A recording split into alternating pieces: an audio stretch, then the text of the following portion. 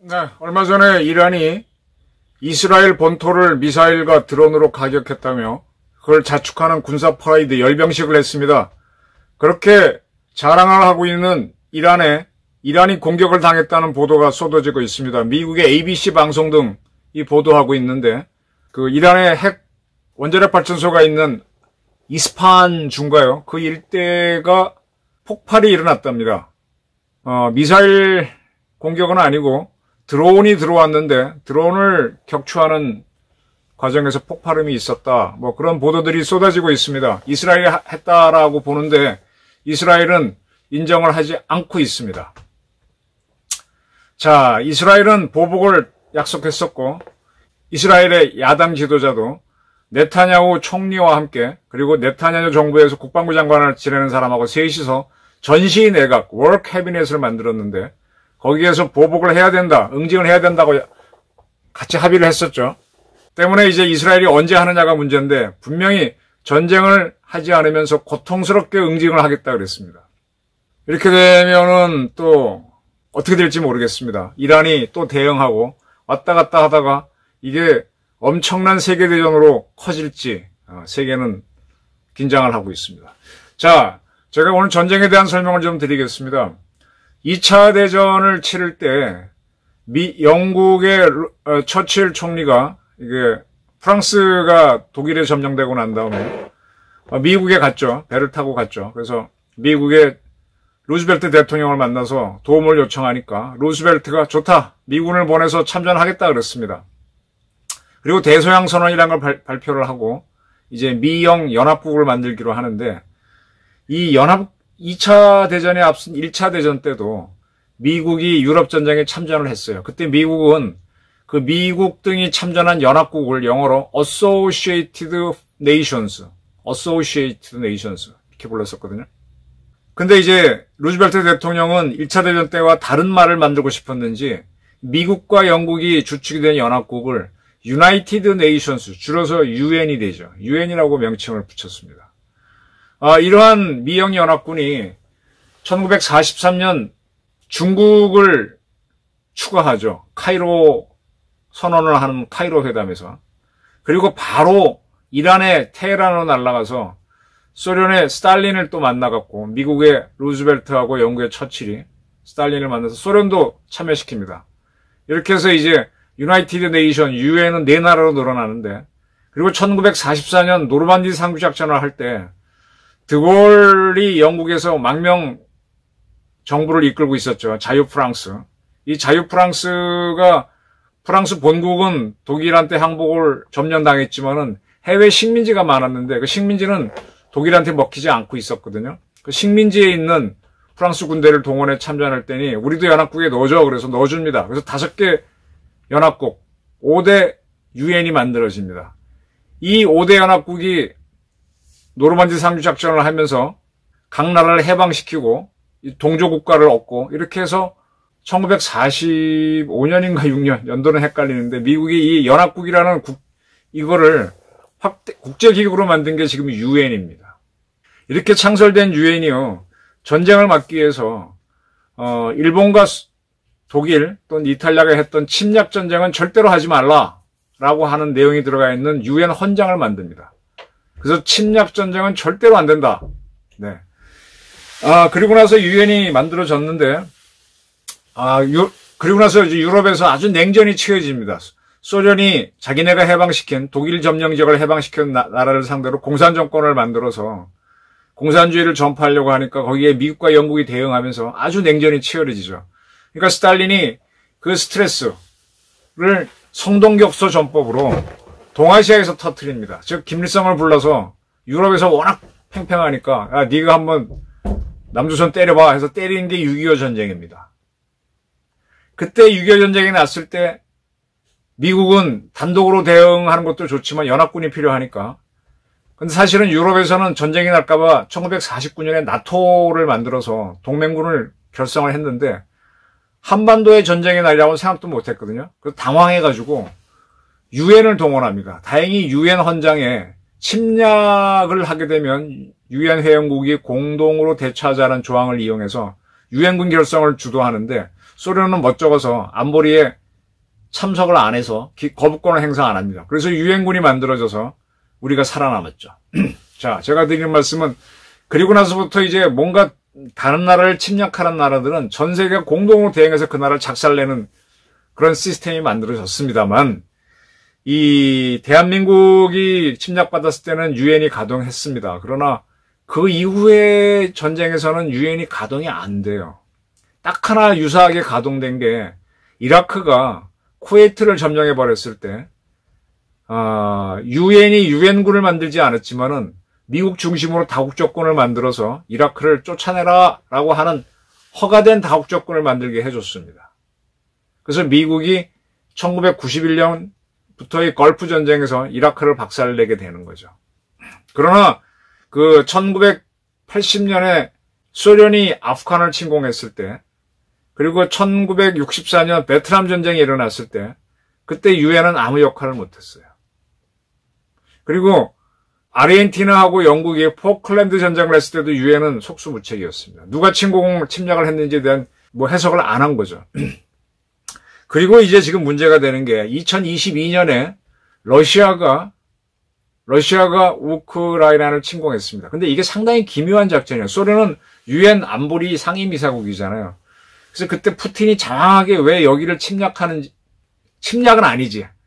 침략이라 그러면 유엔을 어긴 게 되니까 큰일 나니까 특별 군사작전이라고 하면서 지금 그 전에 러시아는 러시아 사람이 많은 지역에 이 게릴라 부대가 준동하도록 도와주죠. 그래서 그들이 우크라이나로부터 독립을 하겠다는 운동을 막 무력 투쟁을 일으킵니다. 그게 오랫동안 쌓이니까 그 게릴라들하고 우크라이나 군이 싸우잖아요. 그 싸움을 말리기 위해서 평화유지군처럼 러시아군이 라고 들어갑니다. 근데 이 러시아군이 누구를 지원해요? 게릴라를 지원하죠. 당연히 우크라이나와 싸우게 되죠. 그리고 우크라이나가 그게 반대한다 그러니까 자기네 우방국인 벨라루스를 우회해서 러시아 군대가 우크라이나의 수도인 키우로 바로 들어갑니다. 우크라이나를 바로 침략한 거죠. 실질적으로 침략을 한 거죠, 그거는. 근데 그 싸움은 이제 러시아가 실패해서 철수를 하고 다시 돈바스 지역에서 계속 러시아 인접한 데에서 밀어붙이는 전쟁을 지금까지 하고 있는데 그 전쟁은 분명히 침략인데 푸틴은 이게 침략 전쟁이 아니고 저 안에서 두 세력 간의 갈등이 일어났고 그것 때문에 많은 양민이 학살되기 때문에 우린 평화를 지켜주기 위한 작전으로 들어갔고 그 평화를 딱 유지해서 돈바스 지역을 더 이상 우크라이나군이 못 때리고 했다. 근데 그 게릴라들이 있던 지역에서 주민투표를 하니까 90몇 %의 비율로 우리는 독립국가를 세울래 라고 나왔다. 이건 주민 스스로 결정한 거니까 침략이 아니다. 그리고 다시 선거를 했더니 이 주민들이 러시아에 편입되겠다고 해서 러시아가 그 땅을 먹었습니다. 침략을 하지 않았다는 증거를 대기 위해서 길을 쓰고 만든 게 우크라이나 러시아 전쟁이죠. 지금 이란이 이스라엘을 지난번에 300몇 발의 미사일과 드론을 쏴서 공격했을 때 유엔 주재 이란 부대평가하는 사람은 이건 침략이 아니다. 이스라엘이 먼저 시리아에 있는 자국 영사관을 공격해서 쿠두스군 지휘관들을 죽였기 때문에 자위권 차원에서 하는 거지 절대 침략이 아니라고 막 설명을 했습니다. 싸우지 않으려는 전쟁을 한 거죠. 근데 무려 미사일을 쏜 게 300발이 넘으면 이건 전면전이죠. 근데 문제는 저도 깜빡 놓쳤는데 이란하고 이스라엘 사이에 이라크도 있고 요르단도 있고 레바논도 있고 시리아가 있는데 요르단이 상당히 그 중간 부분을 차지합니다. 근데 요르단에 지금 미군이 들어가 있어요. 주로 군수부대가 들어가 있는 걸로 아는데 미국이 그걸 예상이나 한 듯이 거기다가 사드하고 팩수리, 패트리어트라고 하는 그런 부대를 넣어서 또 공군기도 출동시킨 모양이에요. 해군기. 이 공군기와 해군기에는 공대공 미사일이 있는데 공대공 미사일은 드론을 아주 잘 잡고 순항 미사일을 잘 잡을 수 있어요. 거의 미국 세력들이 요르단 상공에서 이란 무기를 거의 다 막아주고 일부를 이스라엘이 막아서 이스라엘이 전혀 거의 피해를 안 입었죠. 그래서 이게 침략으로 봐야 되는데 미국이 침략이 아닌 걸로 해줘 버리니까 좀 어정쩡하긴 한데, 근데 이스라엘은 보복을 야당 대표도 같이 결정을 했습니다. 그리고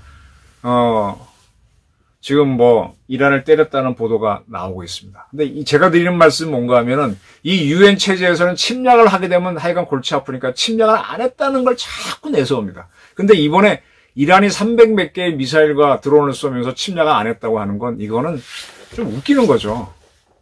핵폭탄을 던지고도 침략 안 했다고 하는 거랑 마찬가지죠. 자위권 행사다. 이런 주장도 나올 수 있는 겁니다.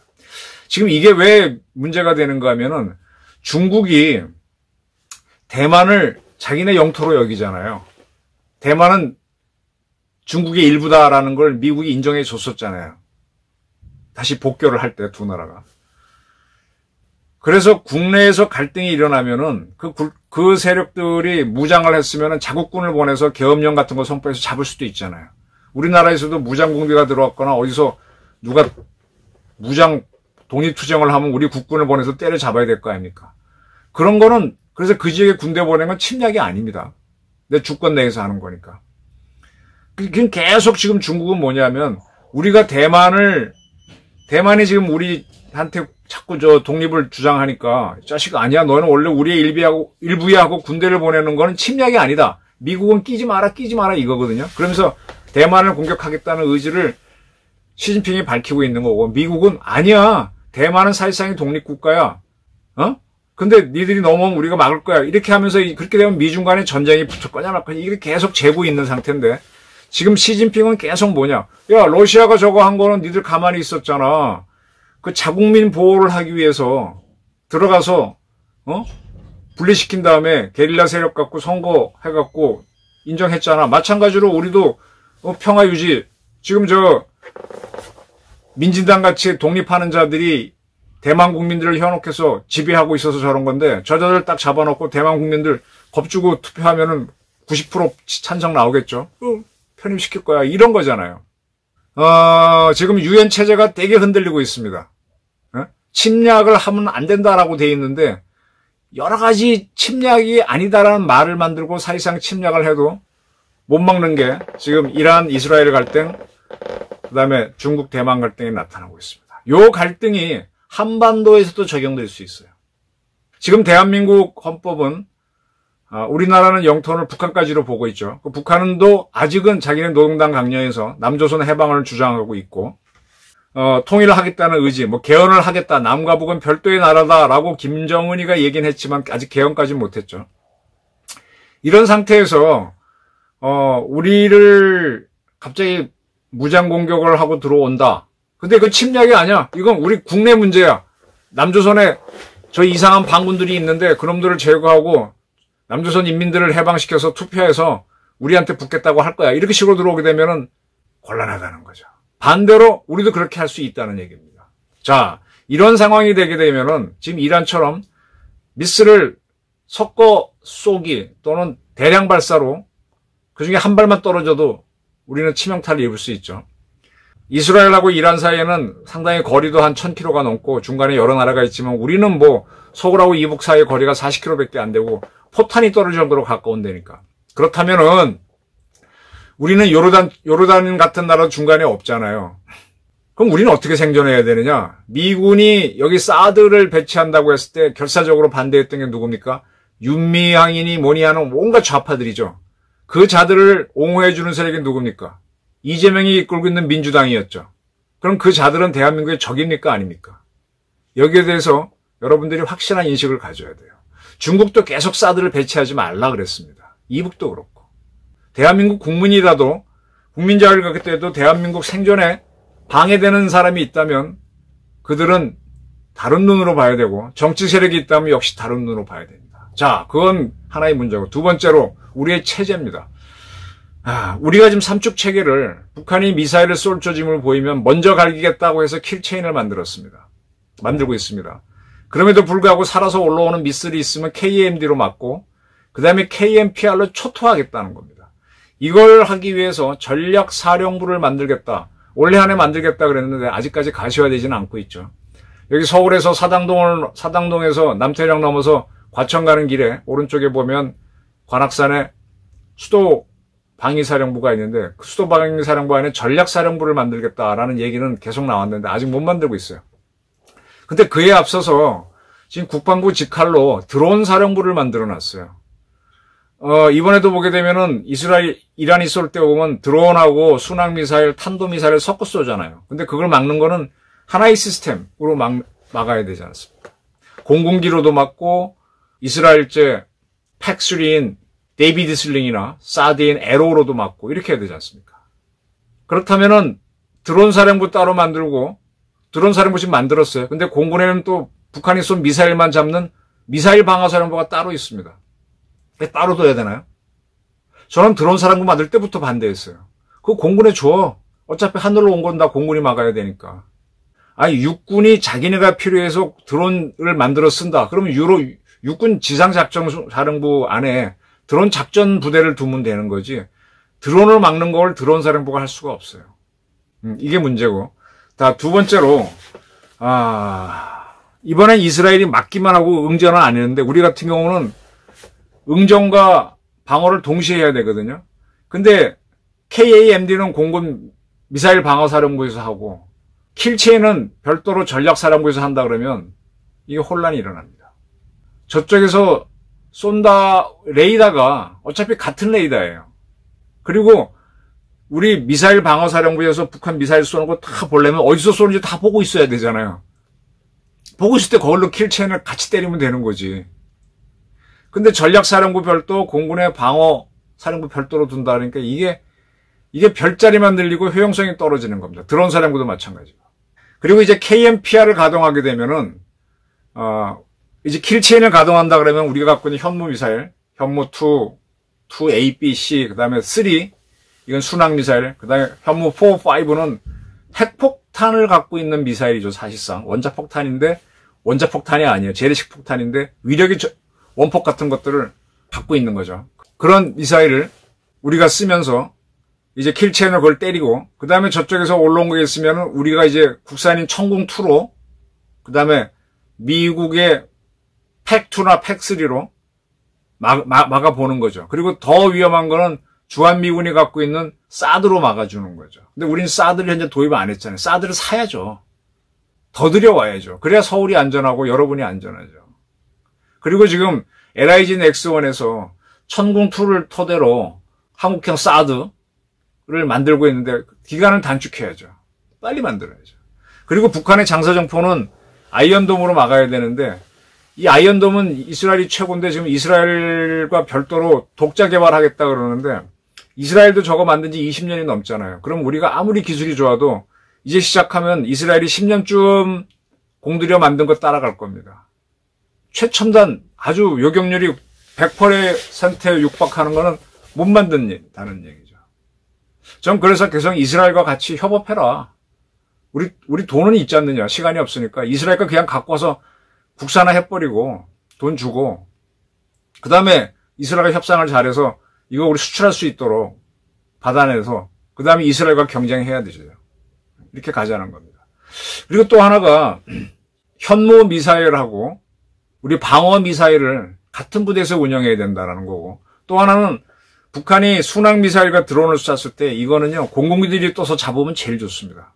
그러면 공군기 중에서도 이제 F-16이나 F-15나 F-35가 떠야 되는데 이 비행단은 F-15는 대구에 있고 F-16은 해미 등등에 있죠.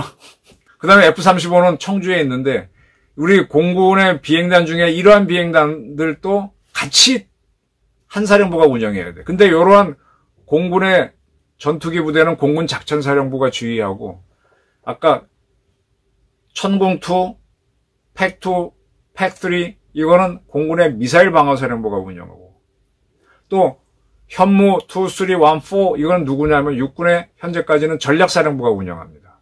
그리고 드론사령부가 따로 있어. 근데 이걸 통합하는 조직은 없어. 합참의장이 한다고 하지만 합참의장이 너무 할 게 많아. 못합니다. 이거를 다 묶어서 하나의 사령부로 하라. 그리고 이게 지휘는 어느 군이 하느냐? 공군이 해야죠. 공군이 전체를 보고 있고 미국으로부터 위성 자료를 받으니까 이 통합을 제가 이 방송에서 여러 차례 전략사령부를 공군으로 통합해라. 공군 내에 전략사령부, 공군 작전사령부 이 두 개를 양축을 해라. 그리고 이 공군의 전략사령부는 공군의 전략사령부에서 합참에 바로 작전사급 부대. 그러니까 서해 방어로 해서 서방사를 만들었잖아요. 해군, 해병대, 공군 이렇게 묶어가지고. 마찬가지로 여기 합동군처럼 하라 이겁니다. 그리고 우리 청궁2로부터 이제 빨리 국산화할 건 하고, 안 되는 건 미국의 사드를 록히드 마틴 거 사갖고 오라 이거예요. 그리고 이스라엘의 아이언돔도 갖고 오라는 거예요. 시간이 없잖아요. 그리고 전략사령관은 미 7공군 사령관이나 뭐 인도 태평양 미 공군 사령관 협조해갖고 발견되면 바로 때리고, 이건 평자권이자 전자권을 다 갖고 있는 걸로 줘야 되죠. 그리고 발견한 즉시 우리 현무 3, 4 다 들어가서 북한을 초토화시켜버려야 돼요. 그리고 뭐라 그러느냐, 우리 외교부 장관은 이건 침략이 아닙니다. 이게 침략이라면 이란이 이스라엘한테 300발을 쐈을 때 침략이라고 했었어야 됩니다. 라고 내놓을 배짱을 지금부터 키워야 됩니다. 안 그러면 북한이 그렇게 한 다음에 그렇게 주장할 때 우리는 도움 못 받는 건 그런 처지가 됩니다. 시간이 별로 없습니다. 그래서 이런 건 이것대로 하고, 지금 우리 국가정보원이 지금 기능이 참 다운되어 있는데, 북한을 상대로 반관계를 해서 스파이 전쟁을 해가지고 북한 내에서 김정은을 누군가가 암살하도록 계속 공작을 해야죠. 그리고 북한의 핵기술자가 이쪽으로 탈취해 나오도록 공작을 해야죠. 그리고 북한의 김일성 대 학생들이 님을 위한 행진곡을 부르면서 김정은 타도를 외치도록 민주화 공작을 해야죠. 안 그러면 우리가 당합니다. 그리고 그러한 노력은 베이징을 상대로도 해야 됩니다. 베이징에서 민주화 운동이 나야 이 뭐가 위기가 생기면 중국과 러시아는 다 북한을 지원할 거고요. 지금 중국은요, 자기네 국내의 문제로 대만을 침공했을 때 미국이 들어오면 골치 아프잖아요. 그러니까 그걸 떠보기 위해서 김정은이 네가 한번 대한민국 때려봐 이렇게 유도할 수도 있어요. 중국이 민주화될수록 그럴 가능성이 줄어들죠. 지금 우리 국가정보원이 대중공작, 대북공작에 적극적으로 나서야 됩니다.